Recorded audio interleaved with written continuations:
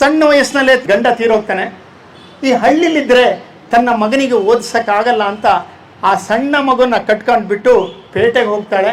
ಕಷ್ಟಪಟ್ಟು ಮುಸ್ರೆ ಇದನ್ನು ತೊಡೆದು ಮಗನ ಚೆನ್ನಾಗಿ ಒಂದು ಒಳ್ಳೆ ಕಾನ್ವೆಂಟಿಗೆ ಸೇರಿಸ್ತಾಳೆ. ದಿನಾಗಲೂ ತಾಂಡೋಗಿ ಬಿಟ್ಟು ಬರೋಕ್ಕೆ ಕರ್ಕೊಂಡು ಹೋದಾಗ ಒಂದು ವಾರ ಖುಷಿ ಇದ್ದಂಥ ಮಗ ಆಮೇಲೆ ಹೇಳ್ತಾನೆ, ಅಮ್ಮ ದಯವಿಟ್ಟು ನೀನು ಬರಬೇಡ, ನಾನೇ ಬಂದೋಗ್ತೀನಿ. ಯಾಕೋ ಮಗ, ನೀನು ಸ್ಕೂಲಿಗೆ ಬಿಡೋಕ್ಕೆ ನನಗೊಂದು ಖುಷಿ ಇದೆ ಅಂತ. ಇಲ್ಲಮ್ಮ, ಎಲ್ಲ ನನ್ನ ಒಕ್ಕಣ್ಣವಳ ಮಗ ಅಂತಾರೆ, ಹಿಂಸೆ ಆಗುತ್ತೆ, ದಯವಿಟ್ಟು ಬರಬೇಡಿ ಅಮ್ಮ. ತನ್ನ ಮಗನಿಗೆ ಮುಜುಗರ ಆಗಬೇಕು ಅನ್ನೋದು ಆಗಬಾರ್ದು ಅಂತ ಎಷ್ಟು ಆಸೆ ಇದ್ದರೂ ಅವಳು ಮದುವೆ ಇಟ್ಕೊಂಡು ಮಗನ ಬಿಡೋಕ್ಕೆ ಬರಲ್ಲ. ಮಗ ಚೆನ್ನಾಗಿ ಓದ್ತಾನೆ, ಒಳ್ಳೆ ಪದವೀಧರ ಆಗ್ತಾನೆ, ಹೆಚ್ಚು ಮಾರ್ಕ್ಸ್ ತಗೊಂಡು ಒಳ್ಳೆ ಕೆಲಸ ಸಿಕ್ಕಿದ್ದು ಒಳ್ಳೆ ಅಧಿಕಾರಿ.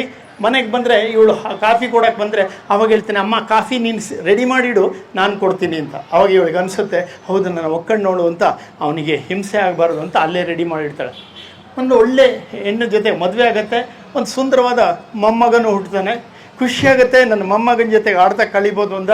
ಒಂದು 2-3 ದಿವಸಕ್ಕೆ ಮಗ ಹೇಳ್ತಾನೆ, ಅಮ್ಮ ನೀನು ಹಳ್ಳಿಗೆ ಹೋಗಿದ್ದು ಬಿಡು, ನಿನಗೆ ಬೇಕಾದ ದುಡ್ಡೆಲ್ಲ ಕಳಿಸ್ತೀನಿ ನಾನು ಅಂತ. ಆವಾಗ ಈಗ ಅನಿಸುತ್ತೆ, ಮೊಮ್ಮಗನ ಆಡಿಸ್ಬೇಕು ಅಂತ ಆಸೆ ಇದ್ದರೂ ತನ್ನ ಮಗನಿಗೆ ಮುಜುಗರ ಆದಂಗೆ ಮೊಮ್ಮಗನಿಗೆ ಆಗಬಾರ್ದು ಅಂತ ಉದ್ದೇಶಕ್ಕೆ ನನ್ನ ಮಗ ಊರಿಗೆ ಕಳಿಸ್ತಾ ಇದ್ದಾನೆ ಅಂತ. ಹೋಗಿ ಒಂದು 2 ವರ್ಷ ಆಗುತ್ತೇನಾ. ನಂತರ ಇವನಿಗೊಂದು ಸಂದೇಶ ಬರುತ್ತೆ, ನಿಮ್ಮ ಅಮ್ಮಂಗೆ ಸೀರಿಯಸ್ಸು ಬಂದು ನೋಡು.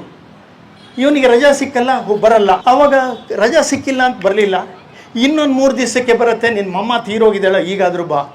ಅಮ್ಮ ತೀರೋದ್ಮೇಲೆ ಕೊನೆ ಮಾಡಬೇಕಲ್ಲ, ಸೀದಾ ಬರ್ತಾನೆ. ಬಂದಾಗ ಎಲ್ಲ ಊರಿನವರು ಬೈತಾರೆ. ಸಣ್ಣ ವಯಸ್ಸಿನಲ್ಲಿ ನಿನ್ನ ಅಪ್ಪ ತೀರೋದಾಗ ನಿನ್ನನ್ನು ಆ ಪೇಟೆಗೆ ಕರ್ಕೊಂಡೋಗಿ ಈ ಮಟ್ಟಕ್ಕೆ ಬೆಳೆಸಿದಂಥ ತಾಯಿ ನಿನ್ನನ್ನು ಕೊನೆಗೆ ನೋಡಬೇಕು ಅಂತ ಎಷ್ಟು ಹಪಾಪಿಸಿದ್ಲು, ದುಃಖಪಟ್ಟಳು. ಮೊಮ್ಮಗನ ನೋಡಬೇಕು ಅಂತ ಎಷ್ಟು ಆಸೆಯಿಂದ ಕೇಳ್ತಾ ಇದ್ಲು. ಆದರೂ ಬರಲಿಲ್ಲಲ್ಲಪ್ಪ, ನಿನ್ನಂಥ ಮೂರ್ಖ ಮಗ ಇದ್ರೇನು, ಏನೇ ಬಿಡು, ನೀನು ಮಾಡಿದ ಕರ್ಮಕ್ಕೆ ನೀನು ಹೋಗ್ತಿ. ಅವಳು ಒಂದು ಚೀಲ ಕೊಟ್ಟಿದ್ದಾಳೆ ನಿನಗೆ ಅಂತ ಕೊಡ್ತಾರೆ. ಚೀಲ ತೆಗೆದು ನೋಡ್ತಾನೆ, ಒಂದಷ್ಟು ದುಡ್ಡು ಇರುತ್ತೆ. ಆದರೆ ದುಡ್ಡಿನ ಅಗತ್ಯ ಇಲ್ಲ, ಯಾಕಂದ್ರೆ ದೊಡ್ಡ ಅಧಿಕಾರಿ. ಆದರೆ ಒಂದು ಲೆಟ್ರ್ ಇರುತ್ತೆ, ಅದು ಓದಬೇಕಾದ್ರೆ ಅವನಿಗೆ ದುಃಖ ತಡೆಯೋಕ್ಕಲ್ಲ, ಬಿದ್ದು ಅಳ್ತಾನೆ. ಏನು ಆ ಲೆಟ್ರಲ್ಲಿ ಇರುತ್ತೆ ಅಂದರೆ, ಮಗನೇ ನಿನ್ನನ್ನು ಕ್ಲಾಸಿಗೆ ಬಿಡಬೇಕಾದ್ರೆ ಒಕ್ಕಣ್ಣವಳು ಮಗ ಅಂಥೇಳಿ ನಿನಗೆ ನೋವಾಗ್ತದೆ, ಬೇಡ ಅಂತ ಹೇಳಿದಿಲ್ಲ. ಆ ಒಕ್ಕಣ್ಣವಳ ಕತೆ ನಿನಗೂ ಹೇಳಲಿಲ್ಲ. ಆ ಒಕ್ಕಣ್ಣಿನ ಕತೆ ಮೊದಲೇ ಹೇಳಿದರೆ ನಿನ್ನ ಹೂವಿನಂಥ ಮನಸ್ಸು ಮೊದಲು ಹೋಗ್ಬೋದು ಅಂತಿತ್ತು. ಅದಕ್ಕೆ ಈಗ ಹೇಳ್ತಿದ್ದೀನಿ, ಕೊನೆಗಾಲದಲ್ಲಾದರೂ ಸತ್ಯ ಹೇಳಬೇಕು. ನೀನು ಸಣ್ಣಕ್ಕಿರುವಾಗ ನಿನ್ನನ್ನು ಸೊಂಟದ ಮೇಲೆ ಎತ್ಕೊಂಡು ಹೋಗ್ತಾ ಇದ್ದೆ, ಯಾರೋ ಆಡ ಚಿನ್ನಿ ಬಂದು ನಿನ್ನ ಕಣ್ಣಿಗೆ ಬಿತ್ತು, ನಿನ್ನ ಕಣ್ಣು ಹೋಯಿತು. ಯಾರೂ ಕಣ್ಣು ಕೊಡೋರು ಇರಲಿಲ್ಲ, ನನ್ನ ಒಂದು ಕಣ್ಣು ನಿನಗೆ ಕೊಟ್ಟು ನಾನು ಒಕ್ಕಣ್ಣವಳಾದೆ ಅಂತ. ತಾಯಿ ಹೃದಯ ಆ ರೀತಿ. 10 ಮಕ್ಕಳನ್ನು ಒಬ್ಬಳು ತಾಯಿ ಸಾಕ್ತಾಳೆ, ಆದರೆ ಒಂದು ತಾಯಿನ 10-12 ಮಕ್ಕಳು ಸೇರಿ ಸಾಕಲ್ಲ. ಇದಕ್ಕೊಂದು ದುರಂತ ಅಂದರೆ, ಒಬ್ಬ ಕರ್ನಲ್ ಹುದ್ದೆ, ಮಕ್ಕಳು ಇಬ್ಬರೂ ಚೆನ್ನಾಗಿ ಓದಿಸ್ತಾನೆ, ಫಾರಿನಲ್ಲಿ ಇರ್ತಾರೆ. ವಯಸ್ಸಾದಾಗ ತಾಯಿ ಸತ್ತೋಗ್ತಾಳೆ. ಮಕ್ಕಳಿಗೆ ಹೇಳ್ಕೊಂಡಾಗ ಅಣ್ಣ ಬರ್ತಾನೆ. ತಮ್ಮ ಯಾಕೆ ಬರಲಿಲ್ಲ ಅಂದಾಗ ಅವನು ಹೇಳ್ತಾನೆ, ಅಣ್ಣ ಇಬ್ಬರು ಬಂದರೆ ಕಷ್ಟ ಆಗುತ್ತೆ, ಅವನಿಗೆ ಸಂಬಳ ಸಿಕ್ಕಿಲ್ಲ, ರಜಾ ಸಿಕ್ಕಿಲ್ಲ. ಅವನು ಹೇಳ್ದ, ಅಮ್ಮ ಸತ್ತಾಗ ನೀನು ಹೋಗು, ಅಪ್ಪ ಸತ್ತಾಗ ನಾನು ಬರ್ತೀನಿ ಅಂತ ಹೇಳ್ದ. ನೆಕ್ಸ್ಟು ಮುಂದಿನಕ್ಕೆ ಅವ ಬರ್ತಾನೆ ಅಂತ. ಅಪ್ಪ ಏನೂ ಮಾತಾಡಲಿಲ್ಲ, ಸೀದಾ ಒಳಗೋದ್ರು. ಒಂದು 3 ನಿಮಿಷಕ್ಕೆ ಪಿಸ್ತೂಲಿನ ಸೌಂಡ್ ಕೇಳ್ತು. ಹೋಗಿ ನೋಡ್ತಾನೆ, ಪಿಸ್ತೂಲ್ ಹೊಡ್ಕೊಂಡು ಸತ್ತಿದ್ರು. ಆದರೆ ಒಂದು ಲೆಟ್ರ್ ಬರೆದಿಟ್ಟು ಸತ್ತಿದ್ರು. ಮಕ್ಕಳ, ನಿಮ್ಮನ್ನು ಇಷ್ಟು ಬೆಳೆಸೋದು, ಇಷ್ಟು ಓದಿಸಿದೆ, ಫಾರಿನ್ಗೆ ಹೋಗುವಾಗಲೂ ನಾನು ಬೇಡ ಅನ್ನಲಿಲ್ಲ, ಯಾಕಂದ್ರೆ ನಿಮ್ಮ ಆಸೆಗೆ ಅಡ್ಡ ಬರಬಾರ್ದು ಅಂತ. ಆದರೆ ಕೊನೆಗಾಲಕ್ಕೆ ನಿಮ್ಮನ್ನು ನಿಮ್ಮ ಮೊಮ್ಮಕ್ಕಳ ಜೊತೆಗೆ ನಾವು ಇರಬೇಕು ಅಂತ ಆಸೆ ಇತ್ತು. ನಿಮ್ಮ ದುಡ್ಡು ಬೇಡ, ನಾನೇ ದುಡ್ಡು ಕೊಡ್ತೀನಿ, ಆದರೂ ಬರೋಕ್ಕಾಗಲ್ಲ ಅಂತ ಹೇಳಿದ್ರು. ನಾನು ಸತ್ತ ಮೇಲೆ ನಿನ್ನ ತಮ್ಮ ಬರೋದು ಬೇಡ, ಹೇಗೋ ಬಂದಿದ್ದಿ, ಇಬ್ಬರು ಕೆಲಸನ ಮುಗಿಸಿ ಹೋಗ್ಬಿಡು ನೀನು ಅಂತ. ಇಂಥ ಮಕ್ಕಳು ಯಾಕೆ ಬೇಕು? ನಿಜವಾಗೂ ನಾವೆಲ್ಲ ವಿದ್ಯಾವಂತರು ಅನ್ನೋಕ್ಕೆ ನಾಚಿಕೆ ಆಗತ್ತೆ ನಮಗೆ. ನೀವು ನಾನು ಸುಮಾರಷ್ಟು ಎಲ್ಲಿ ಹೋದರೂ ವೃದ್ಧಾಶ್ರಮ, ಅನಾಥಾಶ್ರಮಕ್ಕೆ ಹೋಗ್ತೀನಿ. ಆ ವೃದ್ಧಾಶ್ರಮ, ಅನಾಥಾಶ್ರಮದಲ್ಲಿ ಮಿನಿಸ್ಟ್ರು, IAS IPS ಆಫೀಸರ ಅಪ್ಪ ಅಮ್ಮ ಸಿಗ್ತಾರೆ. ಡಾಕ್ಟ್ರು, ಇಂಜಿನಿಯರು, ದೊಡ್ಡ ರಿಯಲ್ ಎಸ್ಟೇಟು ವ್ಯಾಪಾರಿಗಳು ಅಪ್ಪ ಅಮ್ಮ ಸಿಗ್ತಾರೆ. ಆದರೆ ನಾನು ನೋಡಿದಂಥ ಅನಾಥಾಶ್ರಮ, ವೃದ್ಧಾಶ್ರಮದಲ್ಲಿ ಒಬ್ಬ ಆಟೋ ಡ್ರೈವರ್ ಅಪ್ಪ ಅಮ್ಮ ಸಿಕ್ಕಿಲ್ಲ, ಒಬ್ಬ ರೈತನ ಅಪ್ಪ ಅಮ್ಮ ಸಿಕ್ಕಿಲ್ಲ, ಒಬ್ಬ ಕೂಲಿಯವನ ಅಪ್ಪ ಅಮ್ಮ ಸಿಕ್ಕಿಲ್ಲ. ನಿಜವಾದ ವಿದ್ಯಾವಂತರು ಯಾರು? ನನ್ನ ತಮ್ಮಂದ್ರೆ ತೆಂಗಂದ್ರ. ಈ ಒಂದು ಮಾತು ಹೇಳೋದಕ್ಕೆ ನಾನು ತುಮಕೂರಿಂದ ಓಡೋಡಿ ಬಂದೆ.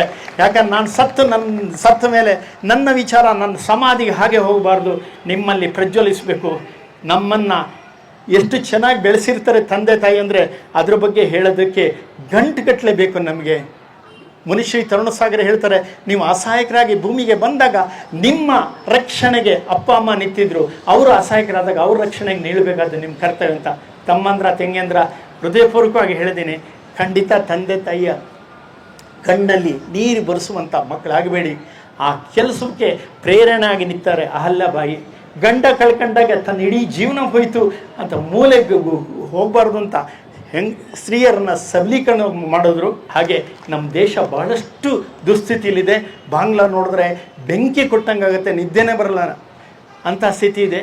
ಅದು ನಮ್ಮಲ್ಲಿ ಆಗಬಾರ್ದು ಅಂದರೆ ನಮ್ಮ ಪರಂಪರೆ, ದೇಶ, ಅದಕ್ಕೆ ಪ್ರೇರಣೆಯಾಗಿ ನಿಂತಂಥ ಅಹಲ್ಯಾಬಾಯಿ, ಶಿವಾಜಿ, ವಿವೇಕಾನಂದ ಇಂಥವ್ರ ಪ್ರೇದನ ಓದ್ದನ.